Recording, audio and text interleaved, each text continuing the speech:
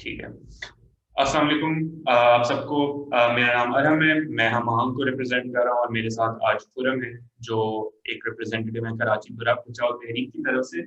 आज हमारा जो इशू जिसके ऊपर हम बात करने जा रहे हैं वो बहुत अहम है, स्पेशली क्योंकि इसके ऊपर ज़्यादा मीडिया कवरेज नहीं मिलती और बहुत से जो चैनल्स इसके ऊपर बात करना भी चाहते हैं उनको बहुत इश्यूज फेस करने पड़ते हैं from strong institutions which don't want these discussions to go out.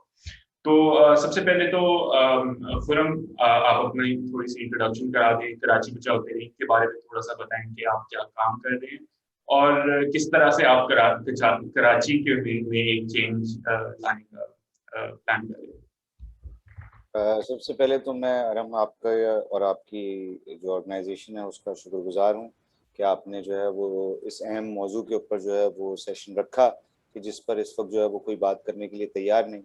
Karachi बचाओ तहरीक जो है वो यूँ समझ लें कि लेफ़्ट की मुख्तलिफ ऑर्गेनाइजेशंस ने मिलकर उस वक्त शुरू की कि जब हमें इस बात का एहसास हुआ कि कराची शहर में मुनज़्ज़म अंदाज में डेवलपमेंट के नाम के ऊपर जो है जो यहाँ की वर्किंग क्लास है उसको उठाकर कराची शहर से बाहर फेंकने की तैयारी की जा रही है।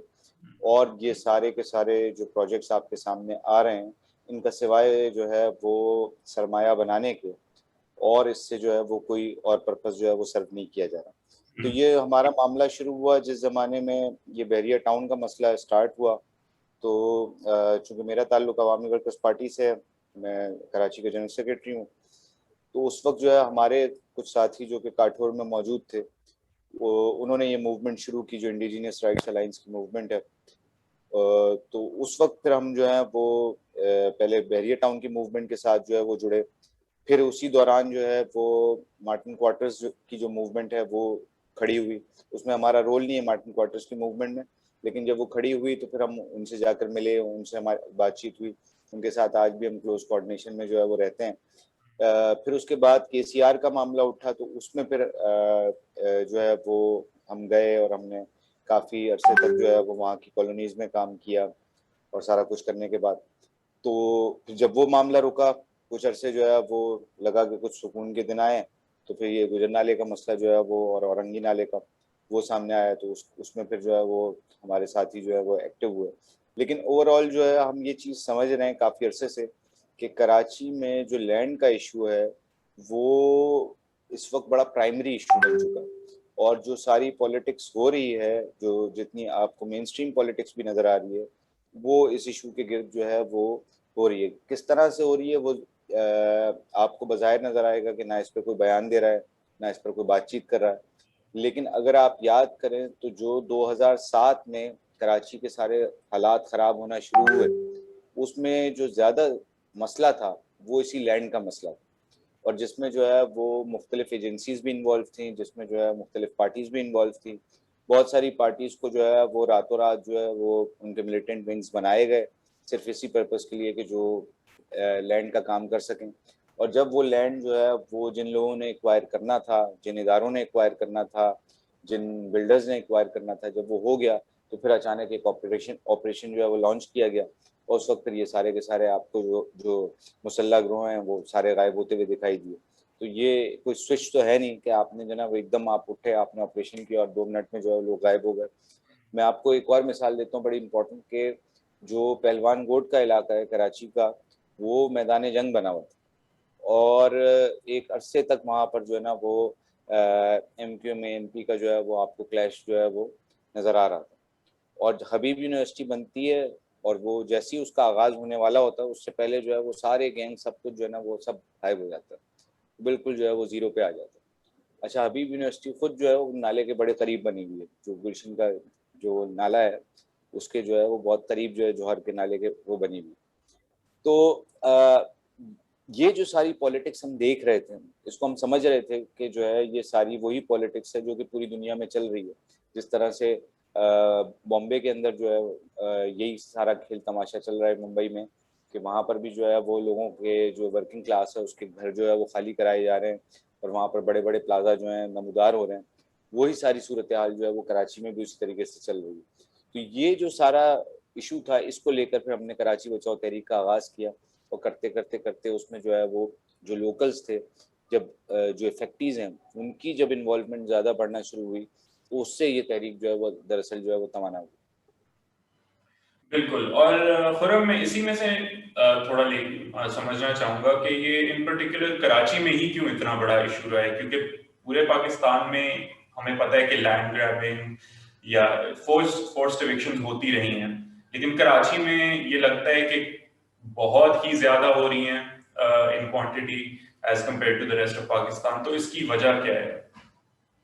इसकी बड़ी अहम वजह है, पहले तो ये समझना ज़रूरी है कि कराची दरअसल माफियाज का ही शहर है। यहाँ पर जो है वो पूरा शहर जो है वो माफियाज ही चला है।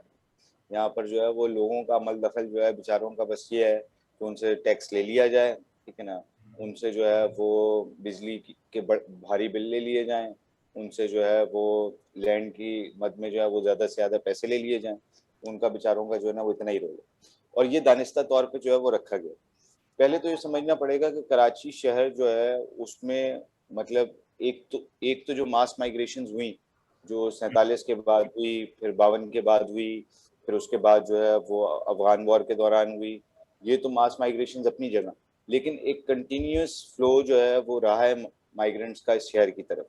मतलब वो एक तो मास मास माइग्रेशन है और एक जो है वो कंटिन्यूस माइग्रेशन है जो कि हो रही। तो ये इतनी ज्यादा जिस शहर में माइग्रेशन हो रही हो तो वहां पर, और इतना बड़ा जो शहर हो वहां पर जब कोई प्लान नहीं बनता है और वहां पर जब तक ये भी डिसाइड नहीं हो पाता कि किसकी अथॉरिटी कहाँ लाए करती है, तो वहां पर एक पूरा मैकेनिज्म इस तरह का बनता है कि जहां पर आपके जो सरकारी अफसरान हैं उनका और इन माफियाओं का गठजोड़ जो है वो बनना शुरू हो जाता है। जब माइग्रेशन हुई तो उस पहली माइग्रेशन के वक्त ही शहर के अंदर ऐसी डेवलपमेंट्स नहीं की गई या ऐसे हाउसिंग प्रोजेक्ट्स नहीं लेकर आए गए कि जहां पर उन माइग्रेंट्स को जो है वो रखा जा सकता है या बसाया जा सकता है। नतीजतन वहां पर यही हुआ कि लोगों को जहां जगह मिली, जहाँ उनको उनको मौका मिला, वहाँ उन्होंने झोपड़ियाँ डाली या जो है वो अपनी रिहाइश जो है वो करना का इंतजाम करना शुरू किया। अच्छा, वो करते करते करते आहिस्ता आहिस्ता जब आपका स्पेशली वो एरा आता है जब कराची जो है वो अब कैपिटल भी नहीं रहता और फिर जो है वो 72 के जो सारे फसादात और सारा कुछ हुआ उसके बाद जो सारी पोजीशन बनी कराची की, तो उसमें अब आप ये समझने से कासिर हैं कि क्या चीज़ जो है वो डिस्ट्रिक्ट गवर्नमेंट के कंट्रोल में आती है, क्या चीज़ प्रोविंशियल के कंट्रोल में आती है और क्या फेडरल के कंट्रोल में आती है। सब जो है वो सारा निज़ाम जो है वो अजीब चूचू का मुरब्बा बन गया। अच्छा, इसी दौरान जो है वो जब जनरल ज़िया का टाइम आता है तो जनरल ज़िया के टाइम पे स्पेशली यहाँ पर जो है हर तरह की ब्यूरोक्रेसी जो है वो अपनी जड़ें जो है वो मजबूत कर लेती है, जिसमें स्पेशली जो आपकी मिलिट्री है उसके अफसरान भी आ जाते हैं और साथ साथ जो है वो पुलिस की ब्यूरोक्रेसी और बाकी जितने इदारे हैं उनकी ब्यूरोक्रेसी जो है वो भी अपनी जड़ें मजबूत कर लेती है। और ये भी समझना ज़रूरी है कि इस शहर में ज़्यादातर ये हुआ है कि जो अफसरान आए हैं और स्पेशली बड़े अफसरान आए हैं वो इस शहर से नहीं होते, तो वो उनका इस शहर के अंदर वो स्टेक भी नहीं होता, ठीक है ना। एक तो वैसे ही जब पॉलिटिकल पार्टीज जो हैं वो उनके ऊपर जिस तरह की पाबंदियां और सारा कुछ जो है वो रहा है इस मुल्क के अंदर जनरली, उसकी वजह से वैसे ही जो है वो स्टेक्स जो है वो कम है उनके पास। ऊपर से यहाँ से वो अच्छी है बुरी है जैसी भी है वो क्या नाम है, लेकिन जहाँ से जो भी पॉलिटिकल पार्टी जीतती है उसकी ना तो प्रोविंशियल में गवर्नमेंट होती है ना उसकी जो फेडरल में गवर्नमेंट होती है। ना जब प्रोविंशियल में होगी ना फेडरल में होगी तो उसके पास जो इख्तियारात तो है नहीं यहाँ पे काम करने के। इख्तियारात यहाँ पर काम करने के जो है वो ऑटोमेटिकली या तो अपना उस पार्टी के पास होते हैं जो कि प्रोविंस में जीती होती है या उस पार्टी के पास होते हैं जो कि जो है फेडरल में जीती होती है। तो खैर जिया के दौर में स्पेशली दो माइग्रेशन चूंकि उस वक्त हाल ही में हुई थी, एक जो कि ईस्ट पाकिस्तान या बांग्लादेश से जो है वो माइग्रेंट्स शिफ्ट करके जो है वो कराची की तरफ आ रहे थे और दूसरे वो जो कि जो है अफगान वॉर की वजह से जो है वो शिफ्ट करके कराची आ रहे थे। तो ये दो बड़ी माइग्रेशन इकट्ठे जो है वो इस शहर के अंदर नमूदार हो रही थी और वो माइग्रेंट्स जो हैं वो रह भी बिल्कुल एक दूसरे के साथ साथ रहे थे, यानी उनकी आबादियां जो है बिल्कुल एक दूसरे के साथ बसी हैं। अच्छा, अब उनको लैंड के लिए उन माफियाज के पास जाना पड़ता था, वो माफियाज जो हैं वो सरकारी अफसरान से बात करती थी और वो सरकारी अफसरान पैसे लेके जो है वो कहीं ना कहीं इनको जो है वो सेटल डाउन करते थे। पानी के लिए फिर इनको उन्हीं अफसरान के पास जाना पड़ता था, उन्हीं माफियाज के साथ जो है वो जुड़ना पड़ता था, तो वहाँ पे पानी आता था। बिजली के लिए फिर उन्हीं माफियाज के पास जाना पड़ता था।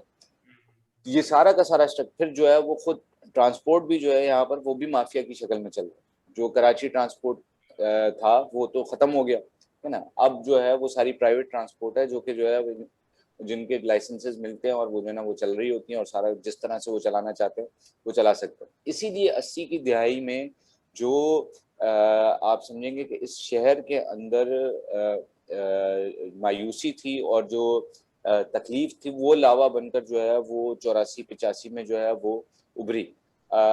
इवन जो आपके क्या नाम है, दो तरह के फसादात उस वक्त जो है बड़े इंपॉर्टेंट थे। एक जो शिया सुन्नी फसाद हुआ था 84-85 का, और फिर जो है वो 85-86 का जो पठान महाजिर फसाद हुआ था।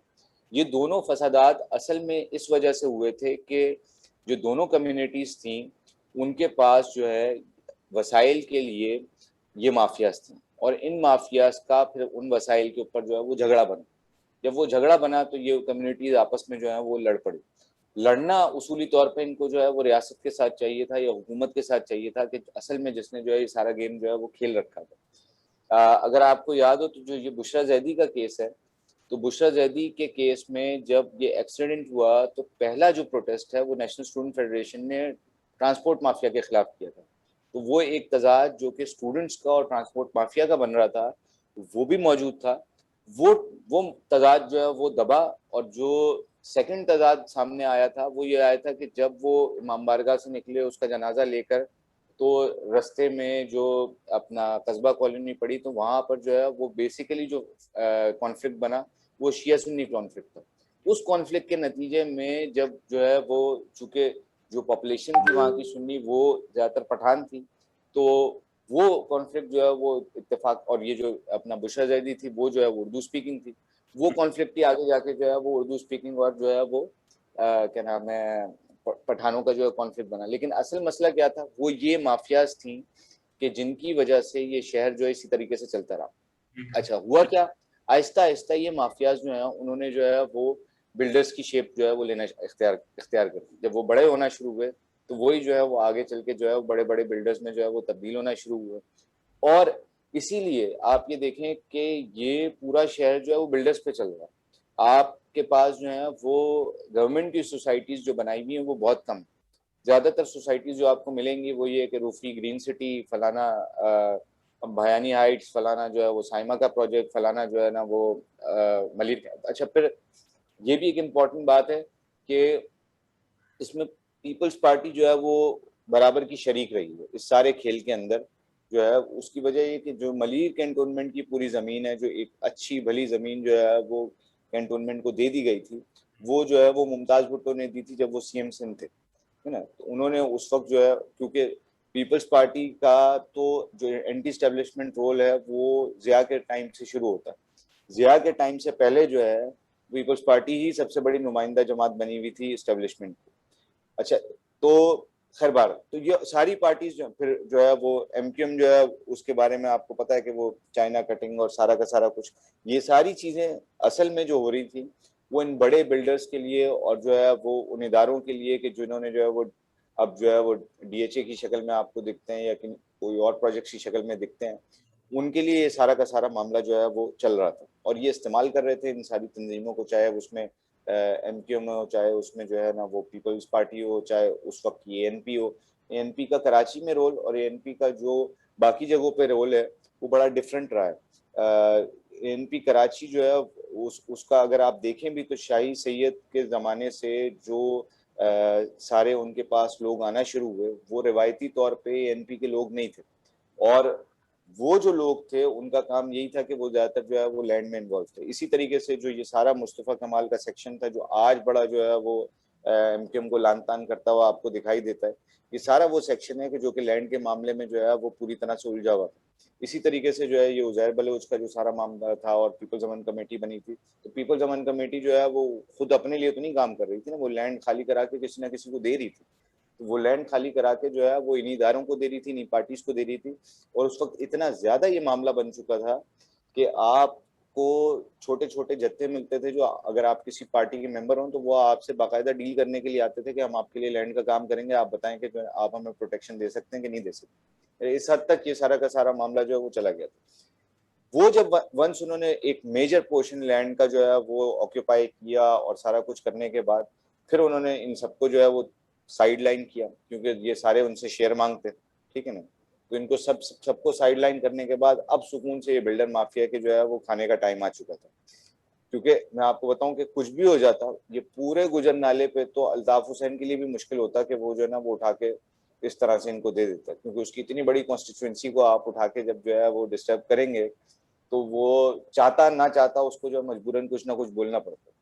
तो इसी तरीके से बहुत सारी एमक्यूएम की ऐसी कॉन्स्टिट्यूएंसीज हैं, या बहुत सारी जगह ऐसी हो सकती है कि जहाँ पे एमक्यूएम के अपने इंटरेस्ट हों, उनके अपने बिल्डर्स हों या और सारी चीजें। तो मुझे मेरा अपना ख्याल ये कि एमक्यूएम की सफाई जो स्टेब्लिशमेंट ने की उसमें भी एक बड़ा इंपॉर्टेंट रोल जो है वो इस लैंड का था, और इसलिए अब ये आराम से जहाँ दिल चाहते हैं जो है वो लैंड खाली करा लेते हैं और कोई आवाज उठाने वाला भी मौजूद नहीं होता। इसमें मेरा एक सवाल जो अब पैदा होता है कि जहां आपने बताया कि इन माफियाज का ये जो इवॉल्व हुई एक तरह से इनटू कंस्ट्रक्शन जायंट्स और उनका वही लैंड ग्रैब करना इनका एक बहुत बड़ा काम बन गया, लेकिन मेरा एक सवाल यहाँ पैदा होता है कि तो फिर क्या गवर्नमेंट का इसमें कोई कंट्रोल नहीं है कि लैंड किसको दिया जा रहा है? तो असल में लैंड ग्रैब कर कौन रहा है? Is it these mafias which are controlling it और is it the government which is controlling it? Government उनके साथ मिली हुई है ना। देखें पूरा सिस्टम जो है आपका, वो मार्क्स का बड़ा एक मशहूर कोटेशन है कि ruling ideas in every epoch are hitherto the ideas of the ruling classes. तो हमारी जो रूलिंग क्लास है उसका जो रूलिंग आइडिया है वो है ही करप्शन। तो वो हर जगह तक जो है वो फैला हुआ है। और जाहिर सी बात है कि जब आपके पास एक प्रॉपर नुमाइंदा सिस्टम जो है वो नहीं मौजूद होगा। देखें डेमोक्रेसी को हमने एक तो जो बिल्कुल उसकी शक्ल है वो ये है कि बस रूलिंग क्लास जो है उसको जाकर हम जो है वो जाकर वोट दे दें और ये डेमोक्रेसी है। ना हमारे पास जो है वो ट्रेड यूनियंस हैं, ना हमारे पास स्टूडेंट यूनियंस हैं, ना हमारा स्ट्रॉन्ग लोकल गवर्नमेंट सिस्टम है जो कि किसी को जवाब दो या जिसके पास अथॉरिटी है।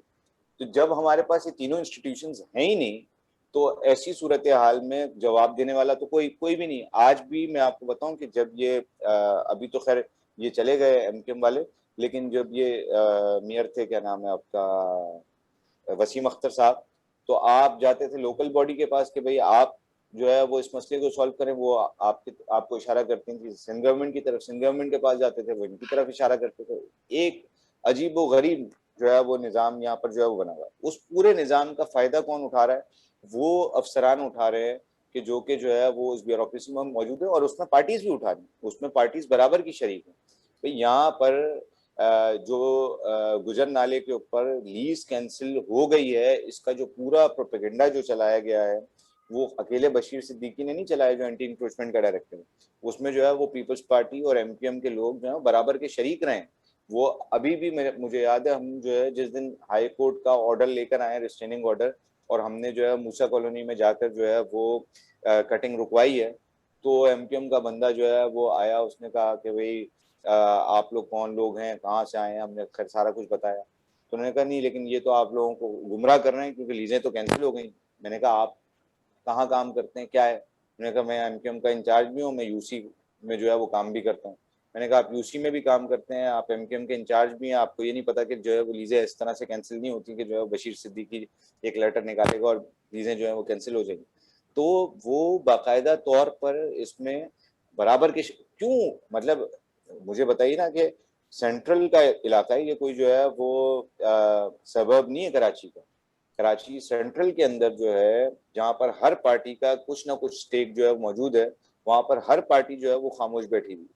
प्लस ये कि जो इनकी कमेटी बनी थी जनवरी में, एक कमेटी अनाउंस हुई है कि जिसने जाकर लोगों के साथ मशावरत करनी थी और उनके साथ कंसेंसस कायम करना था। ये गवर्नमेंट ने खुद ही ये कमेटी फॉर्म की है ना। उसमें कौन कौन था? उसमें अमीनुल हक साहब थे एमकेएम के, उसमें जो है वो सईद गनी साहब थे पीपल्स पार्टी के, उसमें जो है वो पीटीआई के जो एमएनए नजीब हारून साहब वो मौजूद थे। नजीब हारून जो है वो सेंट्रल रीजन से ही एमएनए, अमीनुल हक साहब जो है वो औरंगी टाउन से जो है एमएनए, तो और मिनिस्टर भी हैं, ठीक है। तो ये इन्होंने जाके क्या बात की और क्यों बात नहीं की। जो हमारे पास खबरें हैं वो तो ये है कि पीटीआई तो खैर गायब रही, वो तो उसका सबसे आसान तरीका ये होता है कि गायब हो जाए। और जो है वो एमक्यूएम के बारे में, अमीनुल हक साहब के बारे में तो ये सुनने में आ रहा है कि वो डीसी साहब को ये कहते रहे कि आप ये जो लोग एहतजाज कर रहे हैं इनके ऊपर जो है वो टेररिज्म के कोर्ट में जाएं, एंटी टेररिज्म के कोर्ट पे आप इनके ऊपर जो है वो दहशतगर्दी का मुकदमा चलाएं। तो ये सारी सूरत हाल जो है वो इन पार्टियों की, तो ये इसमें ये मतलब ये माफियाज जो है वो ऐसे ही नहीं पैदा हुए, ये माफियाज जो हैं ये इसके अंदर ये पूरा सिस्टम है। इसको आप यूँ समझें कि जब एक सिस्टम नहीं आता तो वो सिस्टम खुद ब खुद जो है वो इवॉल्व हो जाता है। और इसीलिए जो आपको ये एमक्यूएम की शक्ल में रियासत के अंदर रियासत का जो सारा मॉडल मिला, उसकी एक मेजर वजह यही थी कि लोगों को पता था कि थानों से हमें इंसाफ नहीं मिल सकता, लोगों को पता था कि जो है वो डीसी ऑफिस से हमारा काम नहीं हो सकता। तो उन्होंने कहा कि ठीक है, अगर हम जो है वो यूनिट ऑफिस से हो जाता है या 90 से, 90 जो है वो सेंट्रल के लोगों के लिए जो है वो एक तरह से उनका सिंह सेक्रेटरीट था, जो यूनिट ऑफिस थे वो उनके जो है पुलिस स्टेशन थे, और जो भत्ता था वो उनका टैक्स था। तो ये पूरा मॉडल जो है वो खुद ब खुद जो है वो इवॉल्व हुआ, और वो मॉडल सिर्फ एमक्यूएम तक महदूद नहीं रहा। मतलब ये इंटरेस्टिंग फिनोमेना कि वो जो है वो हर पार्टी के अंदर उसी तरह का मॉडल आज जो है वो मौजूद है। वो और उसके अंदर जो है वो पुलिस वाले जो है वो भी जो है वो शामिल होते हैं, उसके अंदर जो बड़े बड़े इदारे हैं वो भी शामिल होते हैं, उसमें जो है वो पॉलिटिकल पार्टीज और गवर्नमेंट में जो पार्टीज हैं वो भी शामिल होती हैं। तो ये पूरा सिस्टम ये सब इसके स्टेक होल्डर है इन माफियाज के सिस्टम के। और क्यों नहीं होंगे, मतलब जो है वो आपको खटाक करके जो है वो अगर इतनी बड़ी रोड जो है वो 28 किलोमीटर की 30-30 फीट की जो है वो रोड बनाने का टेंडर मिल जाता है, तो आप पागल थोड़ी हैं, आप कहेंगे कि ठीक है बहती गंगा में हम सारे हाथ धोते हैं। फिर आईडीज के और जो छोटे लेवल पे कारकुनान काम कर रहे हैं वो आईडीज के ऊपर कमा रहे हैं कि किसी के घर पे जो है वो 4 आईडीज लगवा दी, किसी के घर पे एक भी नहीं लगाई, इसकी आईडी उठा के उसको दे दी, 3 आईडीज अपनी जेब में रख ली, 90-90 हजार के चेक खुद लेकर जो है वो आधे चले गए। इसी तरीके से अभी आप अगर कंपनसेशन का मामला शुरू होता है और अगर जो है वो सही तरीके से कमीशन नहीं बनता और शफाफ अंदाज में प्रोसेस नहीं होगा, तो आधे घर अगर प्लॉट मिलते हैं इन लोगों को, तो आधे प्लॉट तो इन पॉलिटिकल पार्टीज के पास जाएंगे या केएमसी वालों के पास जाएंगे, जो या केडी वालों के पास जाएंगे। और ये सारे लोग जो हैं ये खुद जो है वो पॉलिटिकल पार्टीज ने लगवाए हैं। तो ये सारा का सारा सिस्टम जाकर मैं, और जो अपर जो मतलब जो फौज के लेवल पे या इदारों के लेवल पे मामला है, तो ये कि ठेका एफडब्ल्यू को मिला हुआ है, इंचार्ज एनडीए में, सबका फायदा है। कोई क्यों इस पर कुछ बोलेगा, इस पर कौन बात करेगा। बिल्कुल, ये आपने जिस तरह से कहा है एक रियासत के अंदर रियासत वाला मॉडल बनता जा रहा है, और आई थिंक एमक्यूएम के बाद अब सारे इसमें फायदा देख रहे हैं, सारे इदारे इनफैक्ट। मैं अब थोड़ा एक पर्टिकुलर इवेंट के अंदर जाना चाहूंगा, वो जो गुज्जर नाला और औरंगी नाला दोनों में जो इलीगल फोर्स्ड इविक्शंस जो शुरू हुई हैं। एक तो इनकी मुझे बहुत ब्रीफली अगर आप बता दें कि इनकी सिग्निफिकेंस क्या है इन दोनों एरियाज की, और ये जो क्लियर किए जा रहे हैं इंक्रोचमेंट के नाम पे, वो क्या जस्टिफिकेशन मिल रही है उनकी तरफ से कि किस तरह से इस जगह को एक इंक्रोचमेंट जस्टिफाई किया जा रहा है। इंक्रोचमेंट इस तरह से जस्टिफाई किया जा रहा है कि पिछले साल जब बारिशें हुई तो उस पर जो वावेला मचा, तो उस वावेला के नतीजे में गवर्नमेंट और अथॉरिटीज और जो ये डिपार्टमेंट्स थे वो एक नैरेटिव के साथ जो है वो सामने आए कि ये इसलिए सारा का सारा सैलाब आया है कि इन नालों के ऊपर जो है वो लोग बैठे हुए हैं और वो इंक्रोचर्स हैं। जब ये नैरेटिव आया और ये सब कुछ ये लेकर चले, इसके बाद भी मैं आपको बताऊं वर्ल्ड बैंक का और गवर्नमेंट का जो अपना डील फाइनल हुई जून 2020 के अंदर, उसमें जो है वो कहीं इस चीज का जिक्र नहीं आया कि नालों की सफाई के लिए जो है वो घर तोड़ने की जरूरत है। लेकिन वो इन्होंने पूरा का पूरा बिल्डअप किया, ये सारा का सारा मामला लेकर ये जब कोर्ट में गए, कोर्ट में भी इन्होंने जो है वो यानी जब सो मोटो लिया, क्या नाम है, इन्होंने चीफ जस्टिस साहब ने, तो उनके सामने भी इन्होंने ये कहा कि भाई हम क्या कर सकते हैं, वहां पर तो जो है वो इंक्रोचमेंट हुई हुई। तो जाहिर सी बात है कि जो भी जज वहां पर बैठा हुआ होगा वो यही बात करेगा ना कि ठीक है आप इंक्रोचमेंट खाली करा दें। ये उन्होंने तो ये बताया ही नहीं कि भाई वो जो है वो लीज मकानात हैं या वो नालों से दूर हैं, और जो है वो ऑलरेडी हम पहले भी जो है वो कई दफा कटिंग जो है वो कर चुके हैं। ये पहली कटिंग नहीं, 2016 में जो है वो ऑलरेडी कटिंग हो चुकी है, ठीक है ना। उसके बाद 2018 में कटिंग हो चुकी है। अब आप 2020 में जो है वो एक वाइड कटिंग करने जा रहे हैं। अच्छा, और ये नहीं बताया कि हम वहाँ पर जो है वो रोड बनाना चाहते हैं 30-30 फुट की, ये नहीं बताया कि जो है ना वहाँ पे खाली करा के जो है, और ये इसको मजीद बढ़ाते जा रहे हैं। यानी ये 30-30 फीट की रोड के बाद जो है वो अभी जो लास्ट इनकी मीटिंग हुई है उसमें औरंगी नालों में तो उन्होंने कहा कि 400 फीट तक आप जो है वो कटिंग करें। 400 फीट तक कटिंग करने का मतलब ये है कि 30 फीट के रोड के बाद जो है कितना बड़ा इलाका होगा जिसपे ये अपने प्लाजे और पता नहीं क्या क्या जो है, जो इन्होंने मलिक रियाज को जिस तरह से जमीनें नवाजी थी उसी तरीके से जो है ये यहाँ पर जो है वो उसी तरह के बिल्डर्स को जो है वो जमीनें नवाजेंगे। तो खैर बार तो इन्होंने इंक्रोचमेंट की बात की, वहां से चीफ जस्टिस ने जो है ये ऑर्डर दे दिया कि भाई ठीक है आप इंक्रोचमेंट जो है वो साफ कर दें, लेकिन इंक्रोचमेंट को साफ करने के लिए वो साफ साफ ये लिखा था कि वहाँ के लोगों को आपने जो है वो उठाने से पहले जो है मुतबादिल फराहम करना है। वो मुतबादिल ऐसी जगह पर होना चाहिए जहाँ पर बिजली, पानी, गैस, रोजगार हर तरह की, यानी सिविलाइज्ड एक सोसाइटी के अंदर जो है वो आपने उनको जो है वो मुतबादिल जो है वो फराहम करना, उसके बाद आप कोई जो है वो इस तरह का मामला कर सकते हैं। अच्छा, ये जब सारा का सारा ऑर्डर आया, इस ऑर्डर की बुनियाद पे को जो है बहाना बनाकर इन्होंने जो है वो जनवरी में ये सारा काम शुरू किया। और आप सोचें इतनी जल्दी जल्दी सारी चीजें मूव कर रही कि जनवरी में इन्होंने ये तय किया, फरवरी में इन्होंने जो है ना वो प्रोजेक्ट का को इनिशिएट कर दिया, और किसी घर पे कोई एक नोटिस नहीं दिया गया, जबकि वहां पर जो है वो ज्यादातर मकानात जो हैं वो लीज हैं, उसमें खुद केएमसी की अपनी लीजें शामिल हैं। 3 तरह की लीजें हैं वहां पर, केएमसी की लीजें हैं, केडीए की लीजें हैं और सिंध कच्ची आबादी की लीजें। और उस उन सारे मकानात में एक अच्छी भली क्वांटिटी जो है वो ऐसी है कि जहां पर जो है वो केएमसी वालों ने लीजें दी। अच्छा, और ये लीजेस ये भी नहीं है कि जो है ना वो 2005 में मिली हुई हो या 2003 में मिली हुई, 1951 यानी 1951 तक की लीजेस जो हैं वहां पर मौजूद है। 1951 की हैं, 1970s की हैं, 80s की हैं, 90s की हैं। तो ये सारी लीजेस जो है वो वहां पर मौजूद है, और उन घरों को जो है वो ये बेदर्दी से मिसमार करते चले गए और कोई पूछने वाला नहीं। रेंजर्स को इन्होंने इन्वॉल्व किया हुआ, पुलिस को इन्होंने इन्वॉल्व किया हुआ। पुलिस में हम जा जाके हमने बार बार ये बात की कि भाई ये लीज मकान आते हैं, आपका काम है कि आप इनको रोकें, ठीक है ना। वो पुलिस जो है वो कहती है कि हम जो है वो इनके ऑर्डर्स पे चलेंगे, जबकि उसूल उसूल ये नहीं बनता। उनका उसूल ये बनता है कि पुलिस जो है वो लॉ पर चले, ठीक है ना। उसका ये तो पुलिस वालों का काम था या रेंजर्स वालों का काम था कि वो उनसे कहते कि भाई किधर है नोटिस। तो केएमसी का उसूल है उसमें 3 नोटिस की गुंजाइश, कि आप पहला देंगे, दूसरा देंगे, फिर तीसरा देंगे। अच्छा, अब नोटिस का इसको भी समझना जरूरी है कि नोटिस क्यों जरूरी है। नोटिस सिर्फ इस वजह से जरूरी नहीं है कि लोग जो है वो मूव कर सकें। नोटिस इसलिए जरूरी है कि अगर उसके पास पूरा का पूरा वक्त हो कि वो जाए और आपके खिलाफ जो है वो कानूनी चाराजोई कर सके। ये उसका राइट है कि अगर आप उसको इंक्रोचर डिक्लेयर कर रहे हैं तो वो भी ये साबित कर सके कि मैं जो हूँ इंक्रोचर नहीं हूँ। लेकिन चूंकि इनको पता था कि इंक्रोचर नहीं है, ठीक है ना, और ये सारा नैरेटिव इन्होंने जो है मीडिया के जरिए बनाया हुआ था कि इंक्रोचर है, तो उन्होंने कहा कि जल्द अज जल्द जो है वो इनको तोड़ दो, क्योंकि जब लीगली सवाल उठेगा तो सारे सवाल जो है वो घूम फिर के इनके अपने ऊपर जाएंगे। इसीलिए जब लोग उठे और उन्होंने लीगली सवाल करना शुरू किया तो इन्होंने अरेस्ट किया लोगों को, लेकिन उन पर एफआईआर नहीं काटी। एफआईआर ना काटने की जो है वो सबसे अहम वजह ये थी कि अगर ये एफआईआर काटते तो फिर कोर्ट में सवाल जो है वो उठता कि एफआईआर किस बेसिस पे कटी।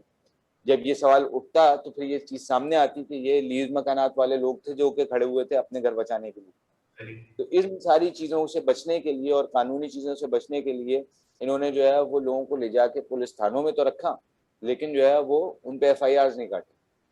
और ये सारा खेल जो है वो इस अंदाज में जो है वो चलता रहा। इसमें सबसे बड़ा अहम रोल जो है वो उस प्रोपेगेंडा का था, जो कि मीडिया के जरिए और दीगर जो है वो क्या नाम है पॉलिटिकल पार्टीज के जरिए और खुद जो है वो केएमसी ऑफिशियल्स और जो है वो दीगर ऑफिशियल्स ने जो है वो चलाया।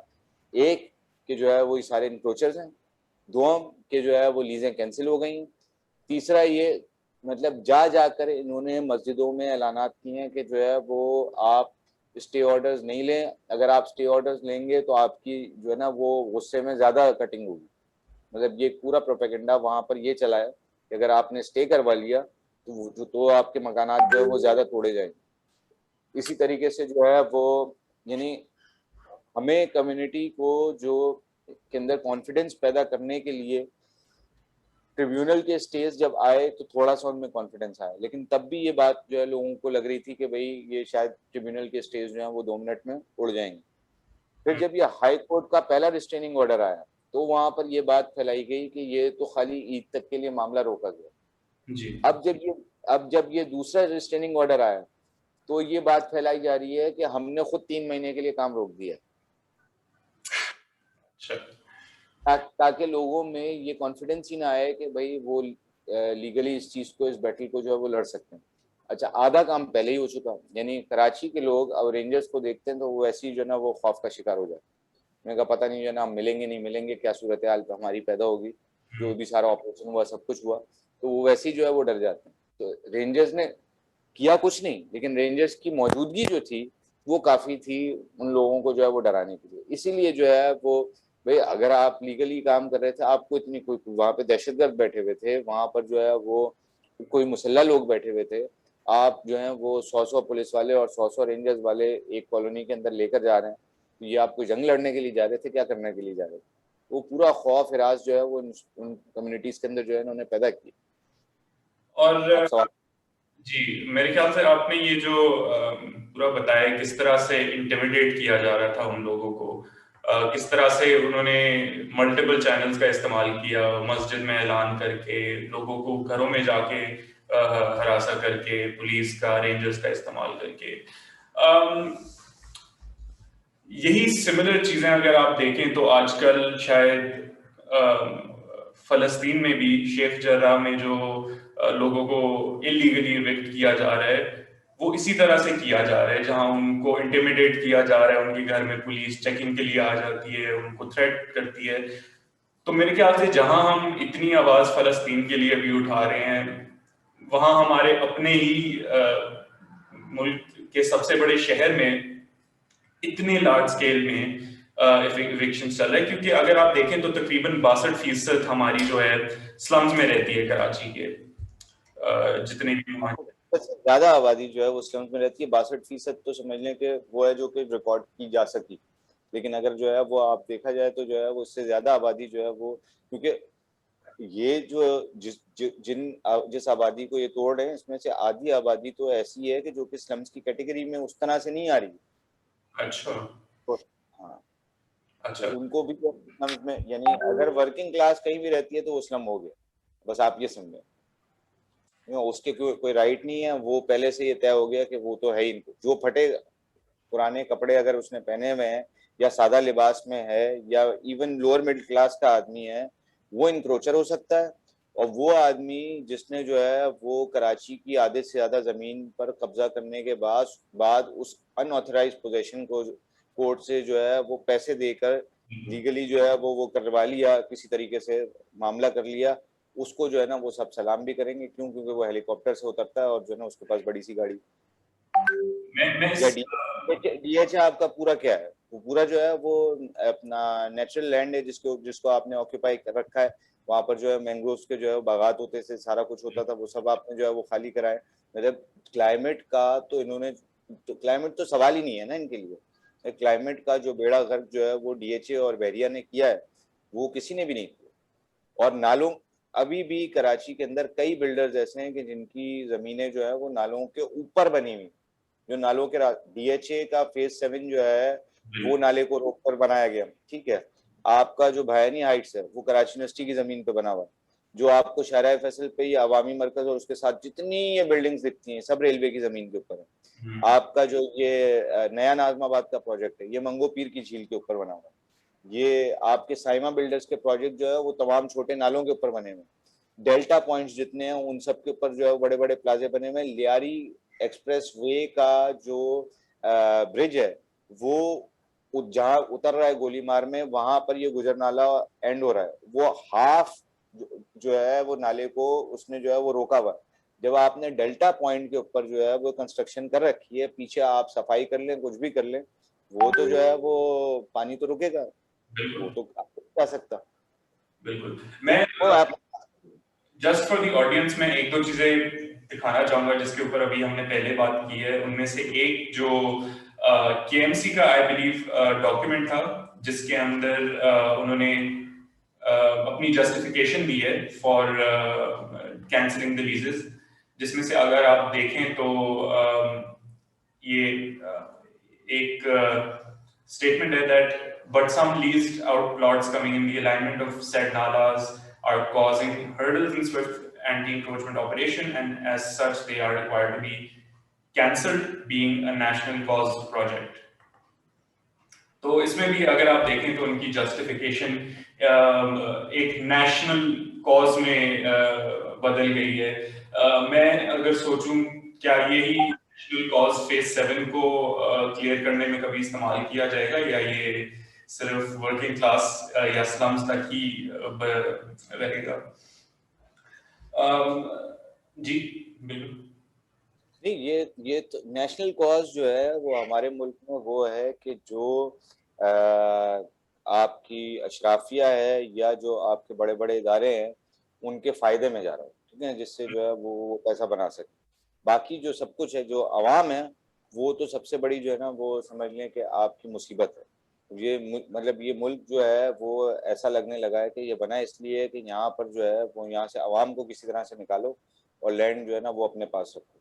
खुद जो है वो ईस्ट पाकिस्तान की मिसाल आपके सामने है कि ईस्ट पाकिस्तान के साथ भी आपने यही हशर किया कि आपको जो है ऐसा लगता था सिर्फ वहाँ का लैंड चाहिए, वहाँ के रिसोर्सेज चाहिए, वहाँ के लोग आपको चाहिए नहीं। जिस बेदर्दी से वहाँ के लोगों को मारा गया, काटा गया, वही सारी सूरत हाल जो है वो मतलब आज बलूचिस्तान में गवादर में जो है जीवनी में वो पानी के ऊपर जो है वो प्रोटेस्ट हो रहा है। वहाँ के लोगों के पास जो है वो पानी नहीं, बराबर में गवादर में आपने जो है ना वो इतना आलीशान जो है वो सारा सिस्टम जो है वो बना के रखा हुआ है। तो ये तो चीज मतलब लोकल्स जो है, और उसमें भी अगर जो है वो गलती से उनके पास जो है वो पैसा ना हो या वो वर्किंग क्लास फैमिली से ताल्लुक रखते हो, तो वो तो आप चाहते हैं कि उनको उठाकर हम बाहर फेंकें।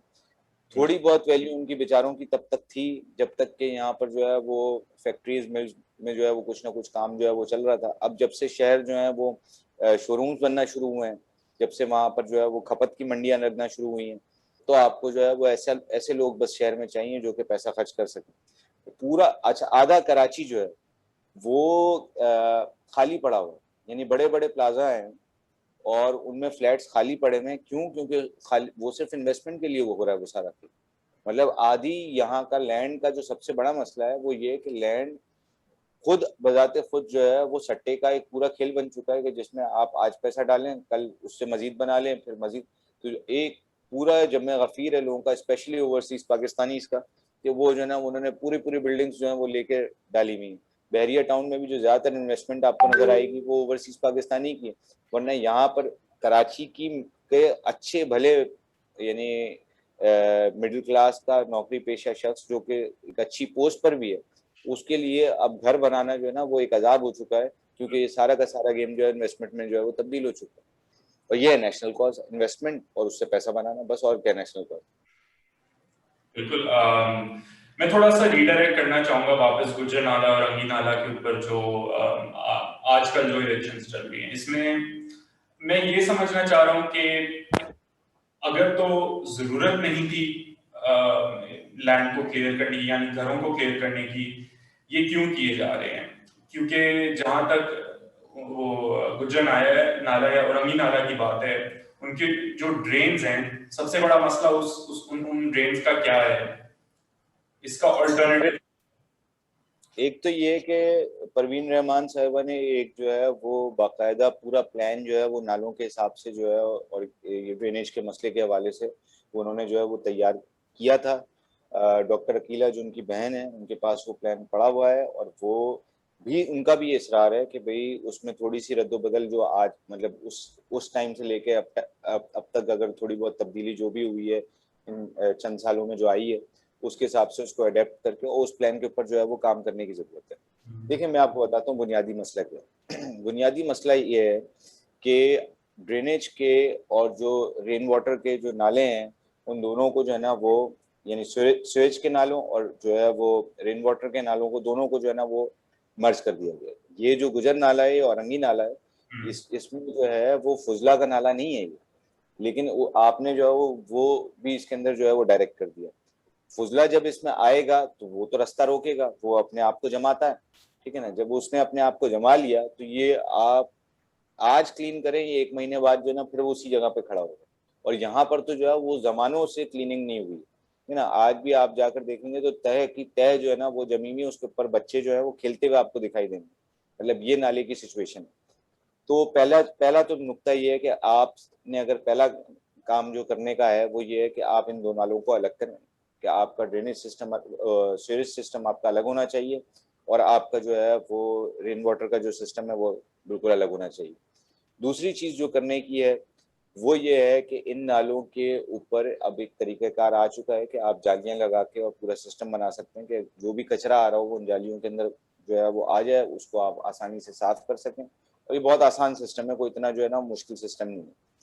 तो ये लगाने की जरूरत है कि ताकि वो सॉलिड वेस्ट जो है वो इसमें जमा ही ना हो। तीसरी जो सबसे अहम चीज है वो ये है कि आपको इसके डेल्टा पॉइंट्स चेक करने की जरूरत है कि जो डेल्टा पॉइंट्स हैं वहां पर क्या सिचुएशन है। चौथा जो बड़ा अहम मामला है जिस पर किसी की तवज्जो ही नहीं है वो ये है कि भाई इन नालों तक पानी तो तब आएगा जब वो जो छोटे नाले हैं वहां से सही सिस्टम चल रहा हो। वो छोटे नाले तो बिल्कुल कोई देख ही नहीं रहा, उनको उनकी ना सफाई कोई कर रहा है, ना ये देख रहा है कि उनको इतने बड़े बड़े जो प्लाजा बने हुए हैं वो कैसे बन गए।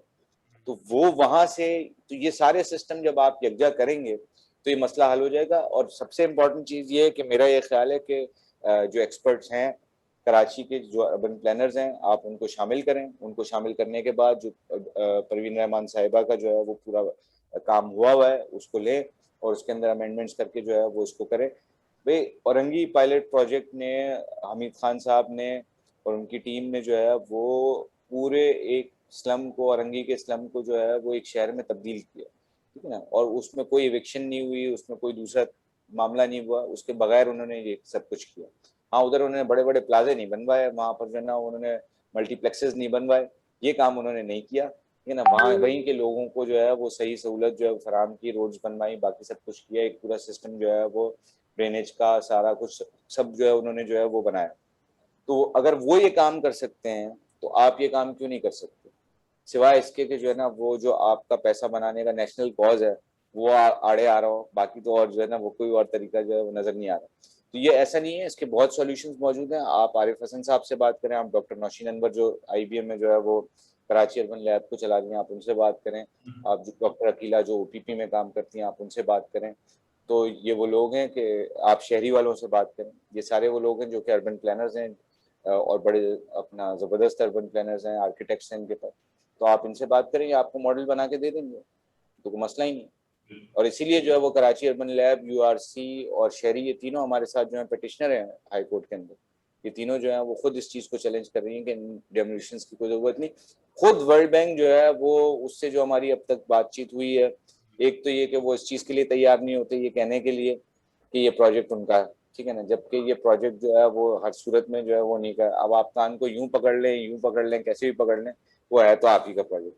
आप जो जान छुड़ाना चाह रहे हैं, वर्ल्ड बैंक वाले वो इस चीज से जान छुड़ाना चाह रहे हैं कि अगर आप इस चीज को मान लेते हैं कि ये आपका प्रोजेक्ट है तो आपको इनकी रिहेबिलिटेशन में ठीक ठाक पैसा जो है वो लगाना पड़ेगा, जो आप नहीं लगाना चाहते। और आपको पहली गवर्नमेंट ने कहा कि ये कीड़े मकोड़ों को हम साफ कर लेंगे, आप जो है वो पैसा हमें दें।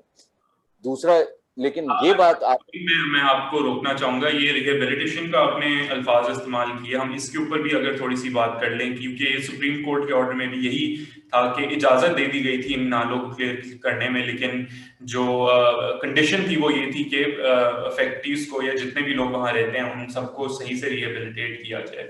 सबसे पहले से तो सुप्रीम कोर्ट ने कोई क्लैरिफिकेशन दी थी कि रिहेबिलिटेशन एग्जैक्टली होती क्या है, और इसके ऊपर अगर आप थोड़ी सी रोशनी डाल दें।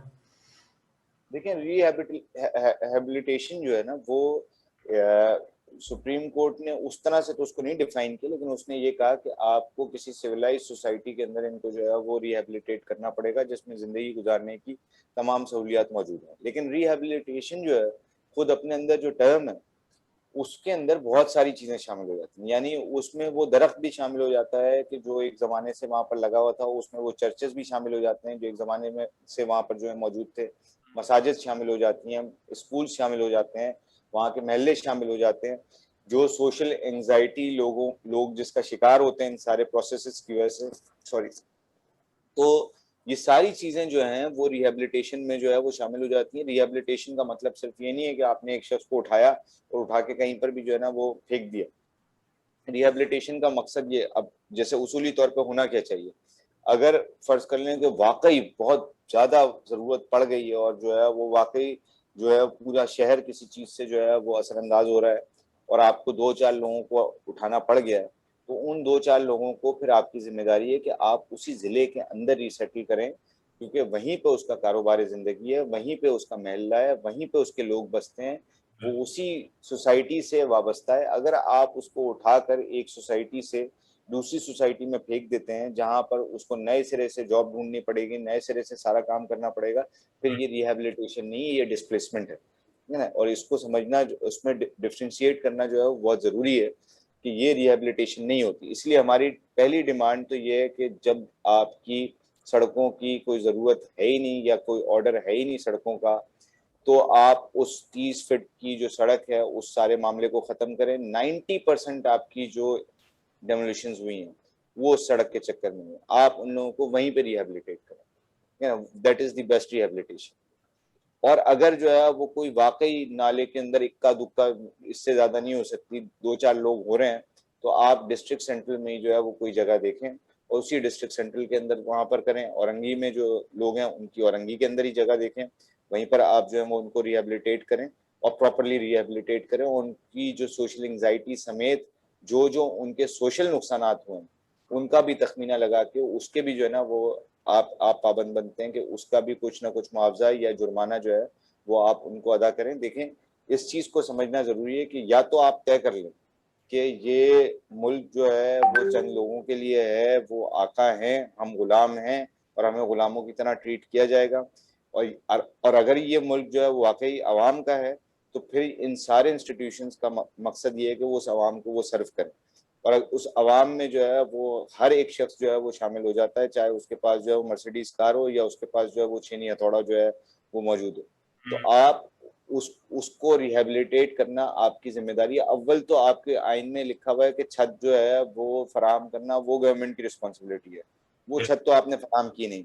जो लोगों ने छतें खुद बनाई हैं आप उनको भी तोड़ रहे हैं, तो कम से कम अगर उनको तोड़ रहे हैं तो उनको जो है वो कम से कम वहां पर रिहेबिलिटेट तो करें। लेकिन मैं आपको दावे से बता रहा हूँ कि अगर ये जो रोड वाला सिलसिला इन्होंने शुरू किया, अगर ये नहीं करते तो सारे के सारे घर वहीं पे बन सकते हैं। और हमारी डिमांड अव्वलीन यही है कि उनको वहीं पे जो है वो रिसेटल किया जाए, वो आराम से ये काम हो सकता है। और ये जो नाला है इसका बल्कि ख्याल करें कि ये जो नाला है, और हमें खुद इस बात का एहसास है कि लोगों को जो है वो गंदे नालों के पास जो है वो नहीं रहना चाहिए, वहां से बदबू सड़ान सारा कुछ जो है वो निकलता है, ये कोई अपना ह्यूमनाइज लिविंग का जो है वो तरीक़ाकार नहीं है। ये नाले जो है वो ड्रेनेज के नाले नहीं है, ये जो है वो स्टॉर्म वाटर के नाले हैं, ठीक है ना। इसमें से ड्रेनेज का सारा सिस्टम खत्म किया जाए, इनको स्टॉर्म वाटर में तब्दील किया जाए। इन्हीं नालों में एक ज़माने में जो है वो मछलियाँ जो है वो मौजूद होती थी, इतना साफ पानी यहाँ का जो है वो हुआ करता था। आपने खुद ये नाले खराब किए हैं, आपने खुद ये गंद मचाई है, आपने खुद इस चीज़ का सामान किया कि यहाँ पर जो है वो अर्बन फ्लडिंग और सब कुछ हो। दूसरा ये कि ये लीजेस आपके डिपार्टमेंट में दिए हैं और इसमें बहुत सारे लोग अभी भी मौजूद हैं कि जिनके सिग्नेचर्स मौजूद हैं, जो अभी भी केएमसी के अंदर काम कर रहे हैं। और बहुत सारे लोगों का मैं आपको जो है वो इस चूंकि मैंने देखा नहीं तो मैं आपको जो है वो वसूख के साथ तो नहीं कह सकता, लेकिन जो है वो ज़्यादातर लोगों का कहना यही है कि अगर मज़हर खान साहब सामने आ जाएं तो हम उनका सिग्नेचर जो है वो दिखा देते हैं, कि कई लीजेस जो हैं वो तो उनकी जारी करते हैं। तो अगर किसी को सज़ा देनी है तो केएमसी के वो तमाम ऑफिशियल्स जो हैं उनको निकाला जाए कि जिसका सिग्नेचर जो है मौजूद है, जो गवर्नमेंट्स थी, जिसकी गवर्नमेंट्स थी, उन सारी पार्टीज को जो है ना वो हाजिर किया जाए, फिर आगे कोई बात की जाए। अगर आप इसको जो है वो इंक्रोचमेंट डिक्लेयर करना भी चाहते हैं तो फिर पूरा एहतसाब करें और फिर पूरा कराची साफ करें। 80% कराची जो है वो फिर इंक्रोचमेंट है उसमें जो, और ये ज्यादातर इंक्रोचमेंट जो है वो ये आपकी बड़ी बड़ी जो अपना पॉश सोसाइटीज हैं वो हैं। ये तो वैसे ही जो है 2-2 कमरे के मकान में रहने वाले लोग हैं जिन्होंने बंगले बनाए हुए हैं, उन्होंने कितना बड़ा लैंड एक्वायर किया हुआ है, पहले उसको करें और सबसे पहले बैरियर टाउन का तो खात्मा करें। बैरियर टाउन का तो खात्मा मतलब जो है वो इन एनी केस जो है वो आपको बनता है। अगर बैरियर टाउन और बन्नी गाला का खात्मा नहीं होता है जिनको आपने रेगुलराइज किया है, ठीक है ना। तो फिर इस पूरे पाकिस्तान में कोई एक शख्स भी ऐसा नहीं है जिसको आप कह सकें कि ये कब्जागीर है, क्योंकि सबसे बड़ा कब्जागीर जो है ना ये मलिक रियाज है। और जिस तरह से इसने वहाँ पे जो है वो सदियों से मकामी लोग जो है वो जिंदगी गुजार रहे हैं, वो इंडिजिनियस लोग हैं वहाँ के, जिस तरह से मार पीट के राव अनबार को इस्तेमाल करके मुख्तलिफ इदारों को इस्तेमाल करके उनको डरा के धमका के उनकी ज़मीनों पे कब्जा किया गया है, मतलब इसकी तो मिसाल ही कहीं नहीं मिलती। मतलब ये पूरा का पूरा मामला जो है वो फ़लस्तीन वाला है कि आप जो है वो पूरे बजोरे बाजू ये सारा का सारा काम कर रहे हैं और पूरी स्टेट मशीनरी इसके अंदर जो है वो इन्वॉल्व है। इसीलिए, और ये जो आपने फ़लस्तीन का जिक्र किया बड़ा अहम है कि फ़लस्तीन का ही ये मॉडल है जो कि पूरी दुनिया में इस्तेमाल हो रहा है अब ये इस तरह से ये सारी चीज़ें करने के लिए कि लोगों को इवेक्ट किया जाए और उनकी ज़मीनों पर कब्जा किया जाए और नाम दिया जाए कि हम डेवलपमेंट कर रहे हैं, या नाम दिया जाए कि हम जो है वो नेशनल कॉज के लिए सारा का सारा काम कर रहे हैं। तो आप इसराइल से पूछेंगे तो वो भी यही कहेगा कि हम नेशनल इंटरेस्ट में जो है इन फ़लस्तीनियों को निकाल रहे हैं। बिल्कुल। और आई थिंक पाकिस्तान को अगर आप देखें भी, हमारी शायद हिस्ट्री भी बहुत डिस्प्लेसमेंट के साथ रही है। आपको याद होगा पिछले ऑपरेशंस में भी तकरीबन 10 लाख लोग तक आईडीपीज बने थे। और आई थिंक ये हिस्ट्री में probably one of the biggest IDP की क्रिएशन हुई थी उस ऑपरेशन में। मेरे ख्याल से अगर आप, मतलब I don't think it's of course a fair comparison, लेकिन फलस्तीन में मेरे ख्याल से कुछ लाख हैं, पाकिस्तान में 10 लाख हो चुके हैं, इससे बहुत ज्यादा हो चुके हैं। तो हमारे अपने मुल्क में again there is so much going on. लेकिन मैं वही सोच रहा हूँ कि जिस वक्त इंटरनेशनल मीडिया का रुख हमारी तरफ भी आएगा तो उस वक्त इन मिनिस्टर्स का, इस गवर्नमेंट का क्या अमल होगा, क्योंकि अभी तो हमारे लिए बहुत आसान है उनकी तरफ उंगलियां उठाना, लेकिन शायद वो हम भी उनसे कुछ कम नहीं है अगर आप करीब से देखें। असल असल में जो फर्क है हम में और उनमें, जो सबसे बुनियादी फर्क है वो ये है कि एक तो उनके ऊपर जो जुल्म करने वाला है उसको वो अपना नहीं मानते, ठीक है ना, यानी वो उसको जो है वो उस तरह से उस रियासत को ही नहीं तस्लीम करते, तो वो इस तरह से मामला हो जाएगा। दूसरा, वो रेजिस्ट कर रहे हैं, चूंकि वो रेजिस्ट कर रहे हैं, ठीक है ना, इसलिए जो है वो उनके साथ जो फिर अपना जुल्म है वो और ज्यादा बढ़ता है। जैसे बर्टन रसल कहता है कि जो है वो अमन कायम करना सबसे ज्यादा आसान है, अगर जो है वो जालिम जुल्म करता रहे और मजलूम जुल्म सहता रहे तो अमन ही अमन है। तो वहां पर जो अमन नहीं है और वहां पर जो है वो रियासती दहशतगर्दी जो है वो आपको ज्यादा दिखाई दे रही है एक तरह से, उसकी मेजर वजह ये है कि वहाँ के लोग जो है वो ज्यादा रेजिस्ट कर रहे हैं। यहाँ के लोग जो हैं वो बहरल मतलब जो है वो कहते हैं कि ठीक है यार, हमारी पुलिस है, हमारी फौज है, ठीक है, हम इसकी जो है वो हट जाते हैं, या हमारे ही इदारे हैं, वो उस तरह से जो है वो अपने इदारों से नहीं टकराना चाहते हैं, इदारे उसका फायदा उठा रहे हैं। मतलब जो है वो यहाँ पर यानी अगर किसी के ऊपर जो है वो गद्दार का या जो है वो इस तरह का कोई लेबल लगना चाहिए, तो ये तो वो इन इदारों के ऊपर लगना चाहिए जो असल पाकिस्तान है, आपकी आवाम जो उसी का जो है वो गला घोट रहे हैं। और जहाँ और बहुत सारी जगहों पे रेजिस्टेंस हो भी रही है, जहाँ पर रेजिस्टेंस हो रही है वहाँ पे आपको जो है ना इन्फोर्स्ड डिसअपीयरेंसेस नजर आ रही है, वहाँ पर वही जुल्म आपको जो है वो उसी तरह से होता हुआ जो है वो नजर आ रहा है।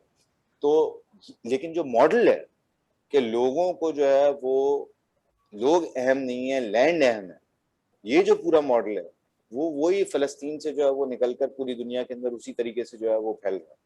ये असल में जो देखा जाए तो जो सारा मसला है वो चंद लोगों के पेटों के साथ जुड़ा हुआ है, बाकी जो है वो तो सब आपके सामने जो है वो गिमिक है।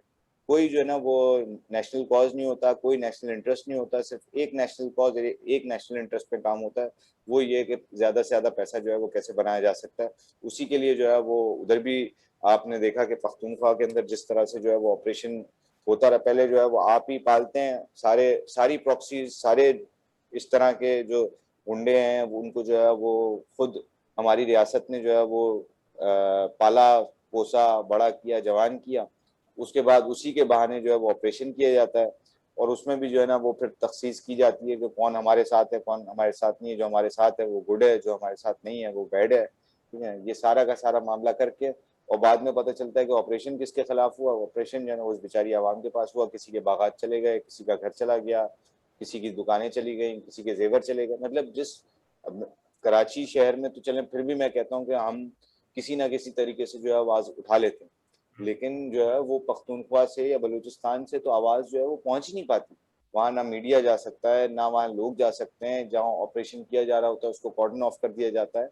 तो और फिर हमारा अपना भी जो बिहेवियर है टूवर्ड्स पश्तून्स एंड बलोच, वो खुद जो है अवाम का, क्योंकि एक अरसे से उनकी ब्रेन वॉशिंग जो है वो कर रखी है कि तो कबाइली हैं, ये फलाना है, ये ढमकाना है, वो इस तरह से बनी हुई है।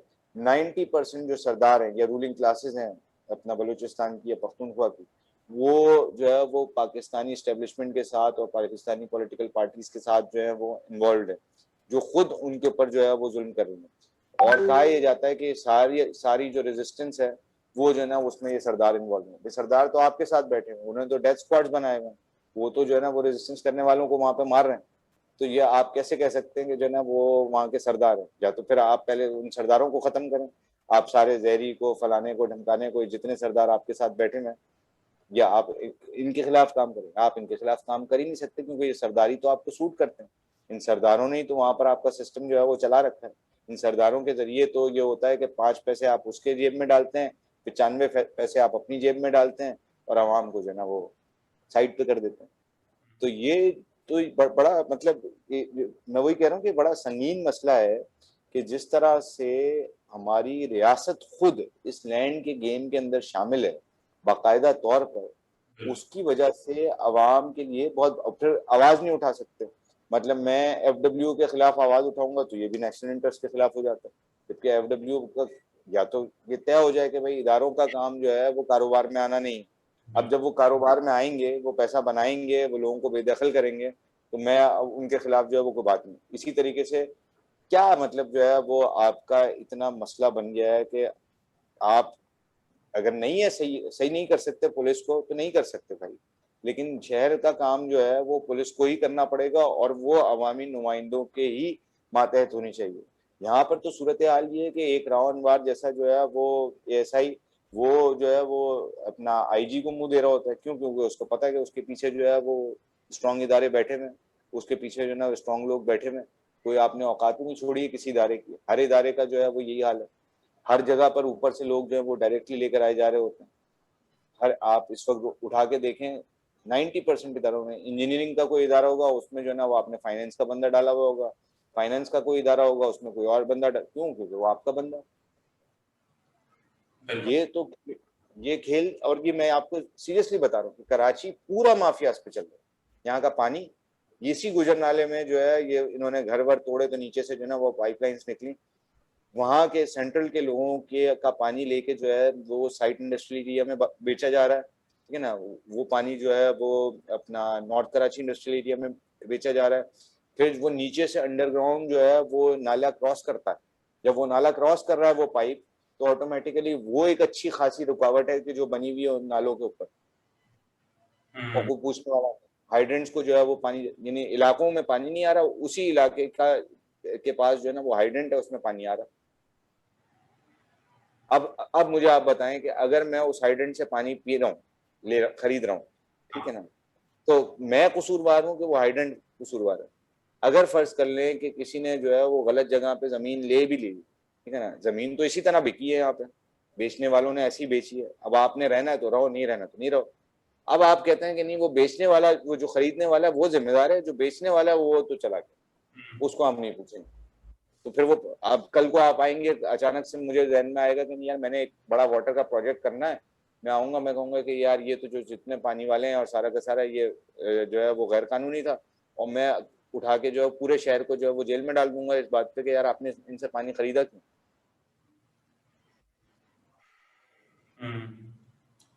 तो ये तो मतलब कानून का, मॉरल्स का, वैल्यूज का, हर, और उनके बनाया हुआ कानून है। मतलब ये कोई किसी गरीब ने तो नहीं बनाया, किसी मजदूर ने तो कानून नहीं बनाया, वही सरमाएदार जागीरदार बैठे हुए तो उन्होंने ये सारे कवानीन बनाए हैं, इन्हीं इदारों ने ये कवानीन बनाए हैं, उनका बनाया हुआ आइन है।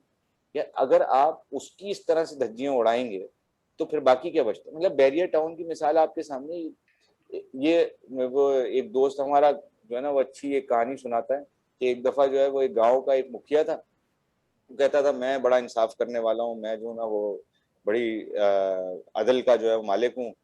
वहां पर जो है वो एक इन्वेस्टर आता है उसके गांव में, वो आता है, वो एक बुढ़िया होती है उसकी जो है ना वो झोपड़ी पे कब्जा कर लेता है।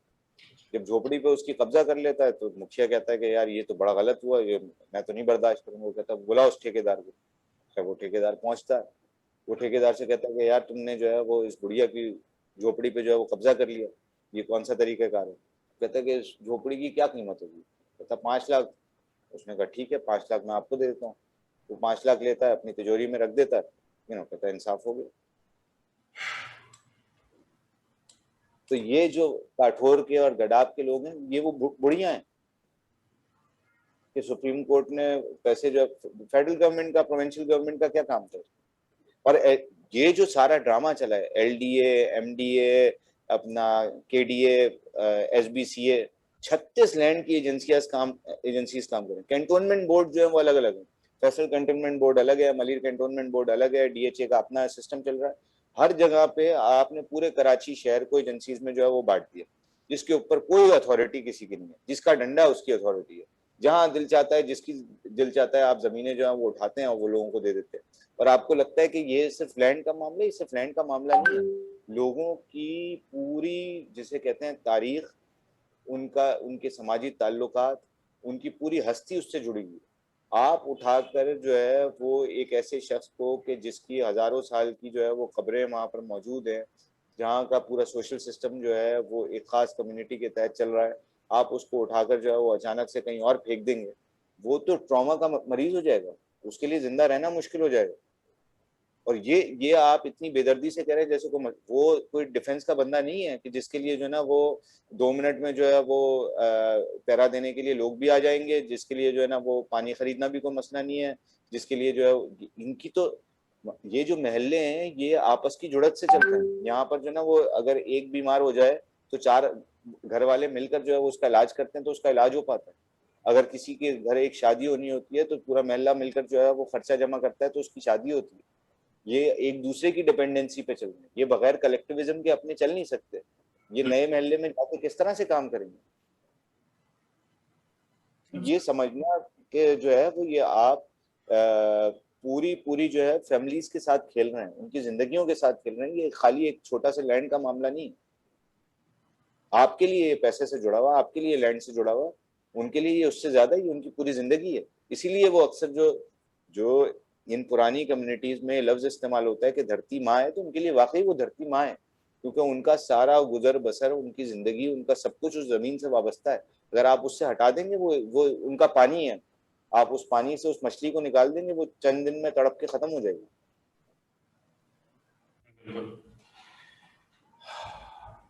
बहुत मेरे ख्याल से आपने बहुत अच्छे पॉइंट्स बताए हैं इसके ऊपर, बहुत से अच्छे इम्पोर्टेंट मसाइल की तरफ आपने बल्कि रुख किया। तो मैं इसको रैप अप करना चाहूँगा एक दो इम्पोर्टेंट पॉइंट्स को एड्रेस करते हुए भी, जिसमें से एक तो ये है कि जो अभी गुज्जर नाले और अरंगी पे जो एविक्शंस की जा रही हैं, उनकी अव्वल तो नीयत तो थी ही नहीं कि नाला साफ हो। मसला शायद वेस्ट मैनेजमेंट का था, ना कि इंक्रोचमेंट का घरों का। दूसरी उसमें जो गलती नजर आती है वो कि कुछ एनईडी स्टूडेंट्स ने बल्कि इसका सर्वे किया था, और सर्वे जो हुआ है लैंड का तकरीबन 60 से 80 फुट उस नाले के करीब जितने भी घर हैं उनको डिस्ट्रक्शन जोन में डाला गया है। हालांकि उनको जिस तरह से उन्होंने सर्वे किया उससे पता ही नहीं चल सकता कि कितने घरों को तोड़ने की जरूरत है, क्योंकि जब आप स्लम्स में जाते हैं इस तरह की मतलब स्लम्स में जाते हैं तो वहां तो घर कहाँ शुरू हो रहा है कहाँ खत्म हो रहा है उसका तो कुछ नहीं पता। 2-3 खानदान एक ही घर में अक्सर रह रहे होते हैं, उससे ज्यादा भी। और उससे जो मसला जन्म लिया है वो ये है कि जो आईडीज असाइन की गई हैं इनकी रिहेबिलिटेशन के लिए कई घरानों को जिनमें 3-3, 4-4, 5-5 फैमिलीज हैं वहां, तो एक आईडी असाइन हुई है या 2 आईडी असाइन हुई हैं, कुछ को 9 आईडियां असाइन हो गई हैं। तो इसमें आप देख सकते हैं कि एक तो रिहेबिलिटेशन का जो उनका भी तरीका है वो भी सही से एग्जीक्यूट नहीं किया जा रहा, और फिर जब ये चले रिहेबिलिटेट अगर अगर तो अवामी प्रेशर बन गया और ये जो चल रहा है मजबूर हो गए तो करना पड़ जाएगा, वरना ये तो करना ही नहीं चाहते। इन्होंने वहां जाके कहा हम नया हाउसिंग सोसाइटी वो क्या जो भी बन रहा है वो प्राइम मिनिस्टर वाला, तो वो जब बनेगा तब उसमें जो है ना वो देखेंगे। उन्होंने कहा ये मॉडल, उन्होंने कहा लियारी एक्सप्रेस वे का जो मॉडल है वो गलत मॉडल है, लोगों को रिहेबिलिटेट करना ही नहीं चाहिए, ये केएमसी वालों का कहना है। तो ये मुझे पता है ना, ये इस वक्त कराची की जमीन सोना बनी हुई, ये कोई जमीन नहीं देते। बिल्कुल। और ये कॉम्पेंसेशन मेरे ख्याल से 15,000 माह की जो रेंट की रखी है वो भी अक्सर कहते हैं कि उनको हरास कर रहे होते हैं, मुश्किलात पैदा कर रहे होते हैं कि और उनको वो प्रॉपर रिहेबिलिटेशन का तो मेरे ख्याल से अल्फाज भी जायज नहीं है, ये कॉम्पेंसेशन ही है जो जितनी वो कर भी नहीं रहे हैं मेरे ख्याल। कॉम्पेंसेशन भी नहीं है ये, तो ये है कि ये दिखाना ये चाह रहे हैं कि जाके कोर्ट में ये कहेंगे कि देखें हमने जो है ना वो 90,000 का चेक दे दिया, ठीक है ना, और बस क्या ये हमारी कंपनसेशन थी। वरना कंपनसेशन जो है वो 90,000 की लोगों को यही कह रहे हैं कि हम जो है ना वो आपको 6 महीने का रेंट दे रहे हैं, सारा कुछ, ठीक है। और उसमें भी जो है वो जो खेल तमाशे चल रहे हैं कि जिसमें पॉलिटिकल पार्टीज जो है उनके जो वर्कर्स हैं वो कितनी आईडीज खा रहे हैं, ठीक है ना, किस किस की आईडी कौन खा रहा है, फिर वो उनको जाके लोगों को जाके हाथ जोड़ने पड़ते हैं इन पार्टीज वालों के सामने कि भाई कम से कम हमारी आईडी नहीं खाओ। लोग मतलब ठीक ठाक लोग हैं जिन्होंने चेक्स नहीं लिए, ठीक है ना वो चेक्स लेने के लिए तैयार है, लेकिन जो है वो उनके चेक जो है वो इशू होते हैं, वो खा भी लेते हैं, कोई और खा जाता है। ये सारे खेल तमाशे वहां पर जो है वो चल रहे हैं। और एनईडी का सर्वे इन्होंने स्पेशली जो है वो अपना बच्चों के से जो है वो करवाया ताकि वो अपना मनमाना जो भी उन्होंने काम करना है वो करवा सकें, क्योंकि कोई भी जो बड़ा इदारा होता है या प्रॉपर सर्वे अगर जो है वो हो रहा होता तो वो प्रॉपर सर्वे करने वाला शख्स कभी भी इस तरह का सर्वे जो है वो आपको नहीं करके दे सकता था कि आपकी मनमानी का जो ना वो इतना अजीबोगरीब सर्वे जो है वो करके दे दिया जाए। इवन जो है सर्वे ऑफ पाकिस्तान से इन्होंने नहीं रुजू किया, उससे अप्रूव नहीं कराया। इसका मतलब ये कि उनको भी पता था कि सर्वे ऑफ पाकिस्तान के लिए भी मसला बन जाता कि यार ये अगर हमने अप्रूव कर दिया कल को हमारे गले में आ जाएगा। बिल्कुल। आई थिंक इस पॉइंट पे बहुत जरूरी है जानना कि कराची बचाओ तहरीक अभी क्या काम कर रही है, क्या क्या एफर्ट्स हो चुके हैं, अगर आप ब्रीफली बता दें, और आगे का रास्ता क्या है, किस तरह से जो पूरी पाकिस्तान की आवाम है वो किस तरह से इस एफर्ट में आप लोगों के पीछे लग सकती है, किस तरह से आपको हेल्प कर सकती है, आपको किस चीज की जरूरत है इस केस को फॉरवर्ड करने की।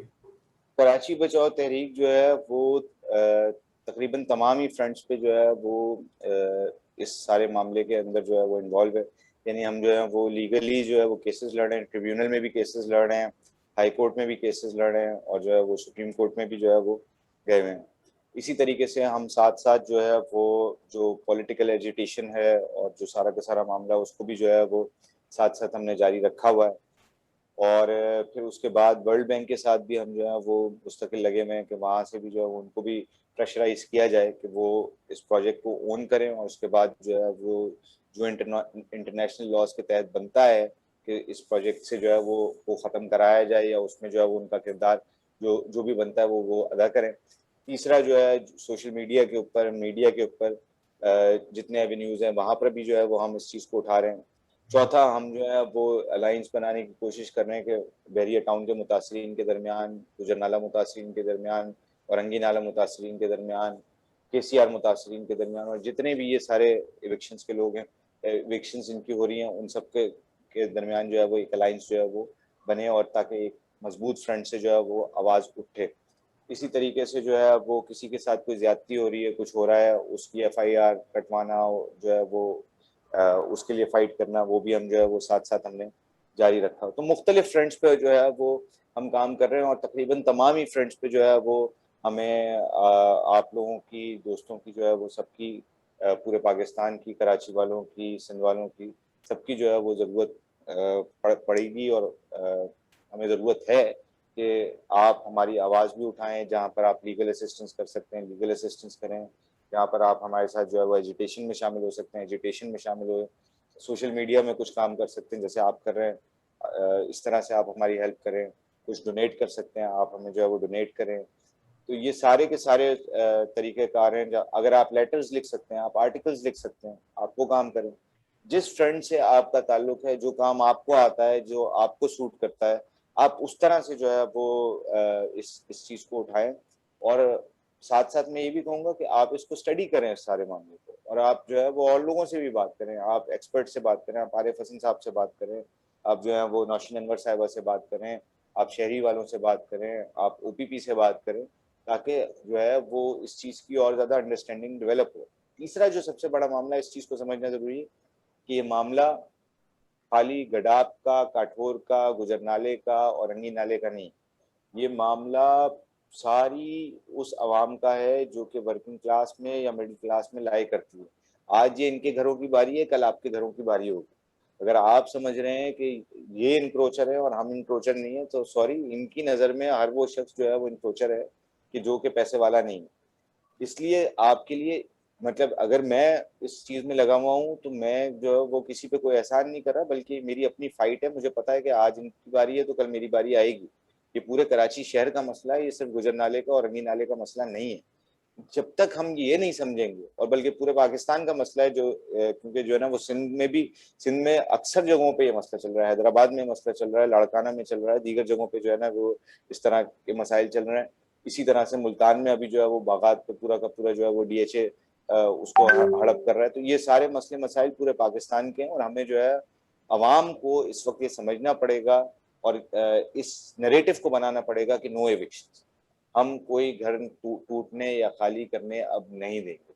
आपने डेवलपमेंट करनी है तो आप इन लोगों की डेवलपमेंट करें, आप जो है ना वो इन लोगों के खिलाफ डेवलपमेंट नहीं करें।